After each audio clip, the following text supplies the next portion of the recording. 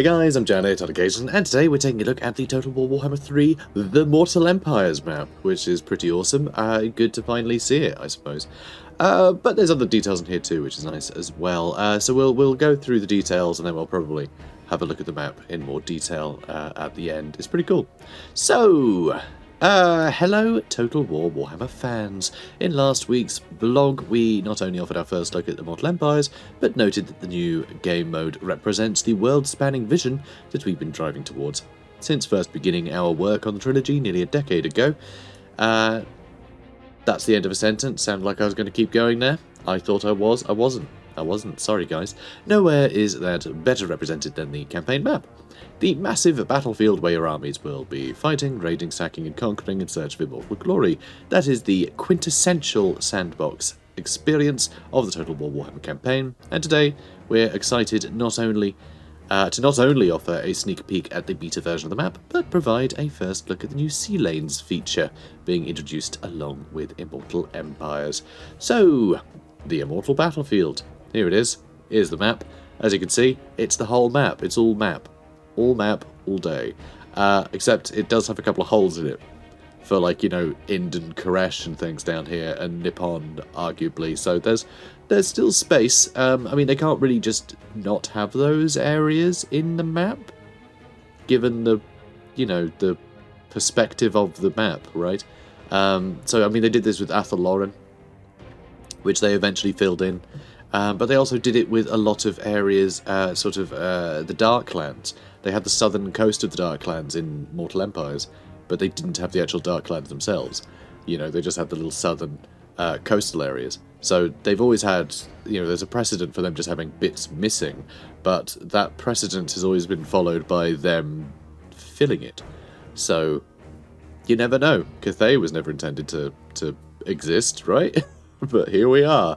So you never know. There's space if they ever do get around to adding those, or if they ever could. I mean, we have no idea. But there is room there. But going around it would be a bit annoying. It would be a bit annoying, but we'll get to that. So, the Immortal Empires map is massive. The biggest map of any Total War game that's featured to date, and nearly twice as large as the Immortal Empires map first introduced in 2017 to Total War Warhammer 2. For perspective, the number of settlements has not only increased from 401 to 554, but the number of starting factions has also increased from 347 to 540. Now, there are actually, this is actually wrong. So if the 401 and 554 figures are correct, but the starting factions, there was something that went wrong in their spreadsheet, apparently. I'm pretty sure this is fixed on the blog as you guys are seeing it, but it's actually 183 starting factions in Mortal Empires, and in Immortal Empires it's 278, which is kind of insane. So that's pretty cool. So those are the you know, actual figures. And these figures may change as we receive beta feedback. Yeah, always, you know, just having this other rebel faction here is annoying, so you get rid of it. Lovely. So, we've long said the release of Total War Warhammer 3 is only the beginning of the journey. To that end, you can expect a number of playable legendary lords and races to continue growing as we release new DLC and free content to the game. This means that there will always be fresh ways to approach Immortal Empires in the months and years to come as new forces join the battlefield. And, of course, Mortal Empires kept evolving, not just because they kept adding new things, but because they kept completely redoing old factions. So, you know, I'm sure this game is going to take forever and will never be finished. It's going to be great, you know? It's absolutely fine by me. So, while we won't dive into the intricacies of start positions quite yet, look for those soon, you can also expect a variety of nifty changes which make the experience fresher, more challenging, and even more reverent to the Warhammer lore. You may just find a certain Kraken Lord pillaging Grand Cathay, or a stealthy skink taking the fight to Chaos's front door. Ooh. So, I mean, well, Oxyotl starts basically up in the Chaos Waste anyway, right? In Mortal Empires, just the Chaos Waste didn't really exist yet. But he starts up there in Mortal Empires, doesn't he? So, but it says different, so I don't know, is he just in the middle of it now? I don't know. But anyway, the Kraken Lord pillaging Grand Cathay, I mean, there's a lot of coast off Grand Cathay now, so that's nice. So, sea lanes. So this is pretty cool. I like this. I was concerned by the size of Immortal Empires, or the potential size, because Immortal Empires I think was too big. Just genuinely, I never wanted to paint the entire map. That bored me to tears. I wanted to be a sandbox to do whatever my objectives were, but it meant that most of the map just didn't do anything.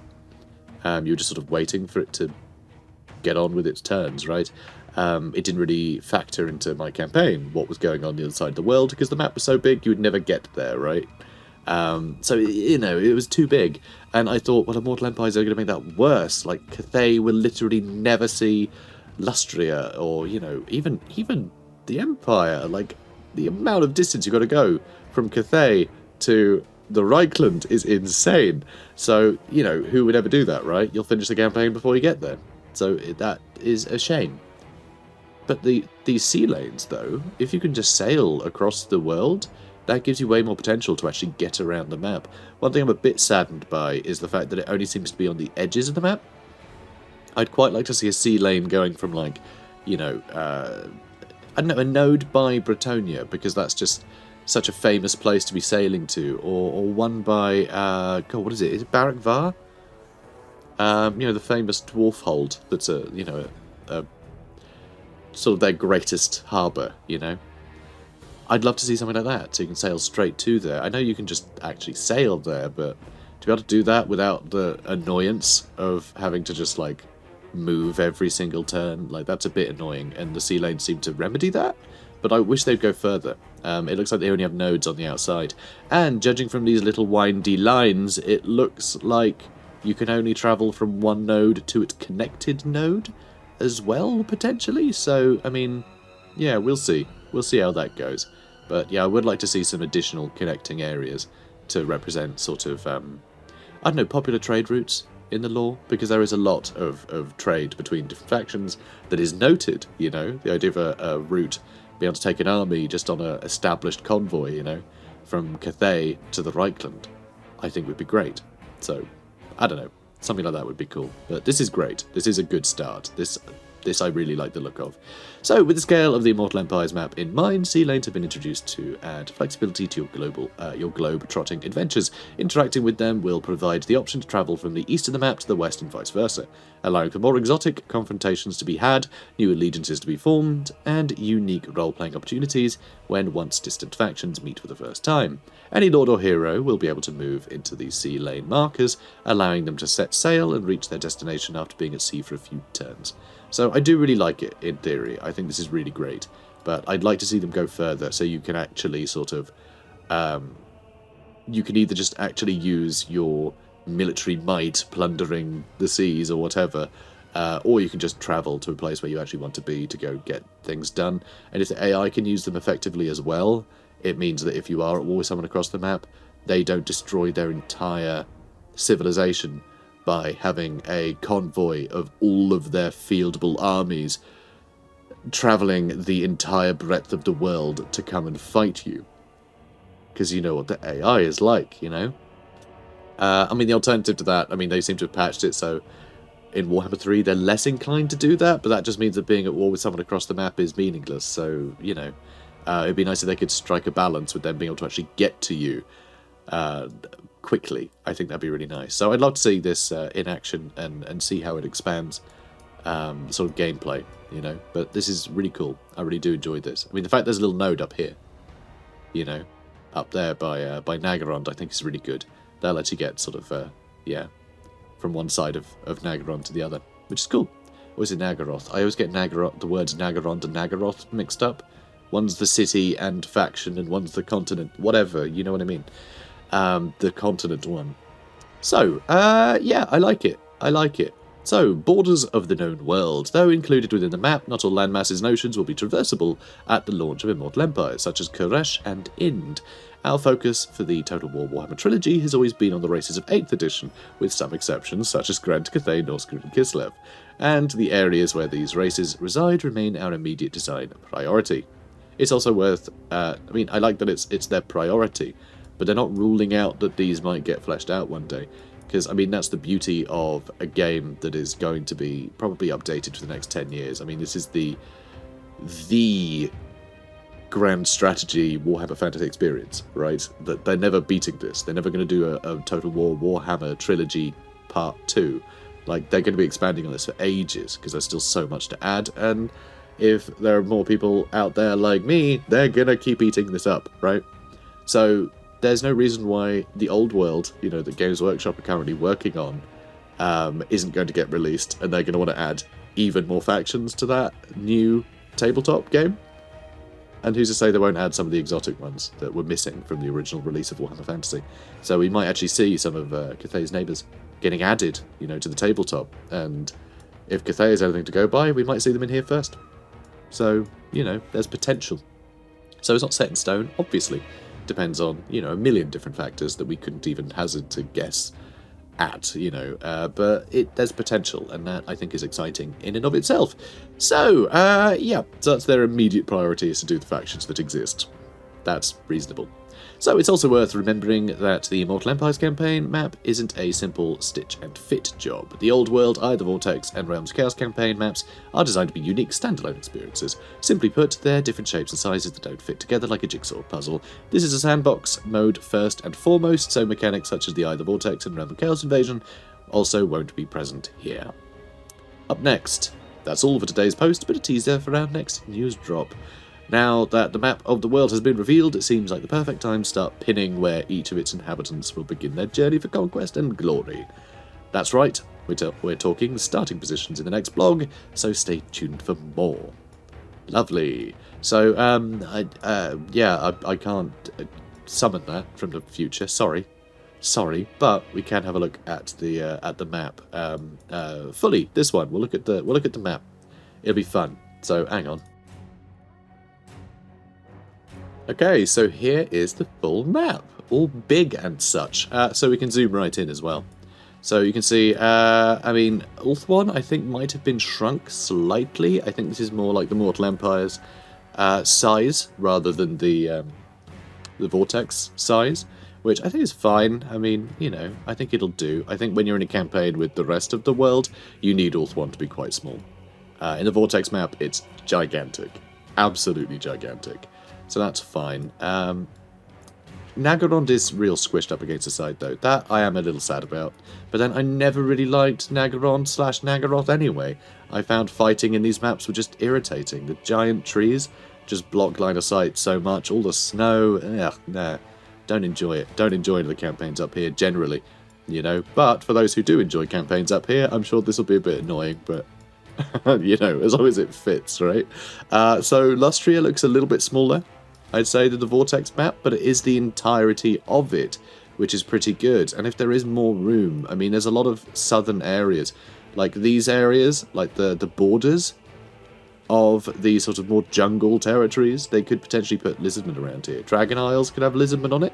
I mean, it did in Mortal Empires, right? Had some lizardmen there. I mean, these eastern colonies could be a place to put stray high elves, you know, that don't fit in Ulthuan. So there's some interesting stuff here for sure. And I mean, this looks a little different as well. Little island down here. Huh. I mean, is that the same little island we had, you know, in the middle in Mortal Empires? I mean, this whole bit at the bottom is definitely new. The Icefire Plains, Southern Wastes, Abyssal Glacier, and the Demonium Hills. So there's some pretty cool stuff down here. The fact that you can have chaos on, like, either, you know, end of the map, on the top and bottom, I think is great. I think that's massive, actually. The fact that chaos can be a threat to everybody is kind of the point, right? Lustria should get flooded by chaos, and so the idea of chaos being here is really cool. It's going to be very interesting dynamic having the Southlands attacked like that, because that's... Yeah, the Southlands doesn't have a lot of lore attached. I mean, yes, the Land of the Dead, you know, obviously all of... well, Araby has some older fluff, but whatever. All the Tomb King stuff is here, but other than that, it's just kind of like, and there's some jungles, but the Slann are all dead down there, or something, whatever. It's all pretty vague, you know, nothing really set in stone, no famous characters from these areas. I'm sure someone will point out some, like, niche guy from a novel, but, like, you know, None of the main ones. So the idea of this just being a melting pot for new stories to be told of Chaos coming invading there and Tomb Kings having to actually deal with them. I mean, Tomb Kings hate Chaos and they hate all that stuff. So the idea of them actually being able to take part in something involving Chaos is kind of awesome. So yeah, there's a lot of potential here. I'm very excited about it. And of course here we have the Great Bastion. Now one thing I do find interesting is that's the Gunpowder Road, Warpstone Desert, and the Wastelands of Jinshen. So this is Cathay. All of this, right? This is all Cathay. But this is all the Empire. The Empire, well actually, it's also Bretonia and things, but like, yeah, I mean, Cathay is huge on the map. If you just look at like a map of the Warhammer world, I feel like they've shrunk Cathay down quite a bit, which I think is wise.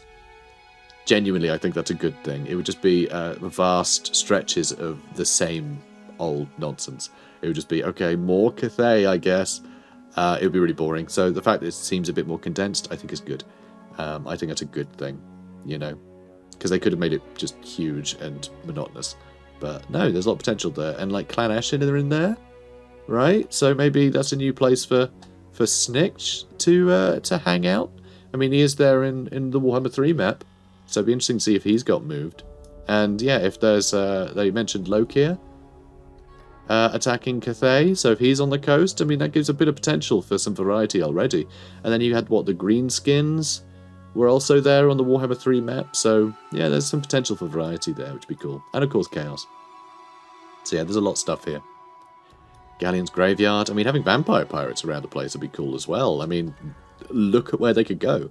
Their campaigns could get really changed. I mean, they've got to go sail around the world to collect shanties. They could get shanties from so many different places, and they could even retool that to have some Cathayan vessels as well, which I think would be great, because I think Cathay would make a very cool, like, you know, fleet to have to overcome with a lot of artillery and things. So, I mean, there's a lot of potential here. A lot of potential. But anyway, let me know what you guys think. I mean, I have nothing solid to talk about here. I'm just looking at stuff and going, that's cool, which is kind of the point. But still, you know, it'd be...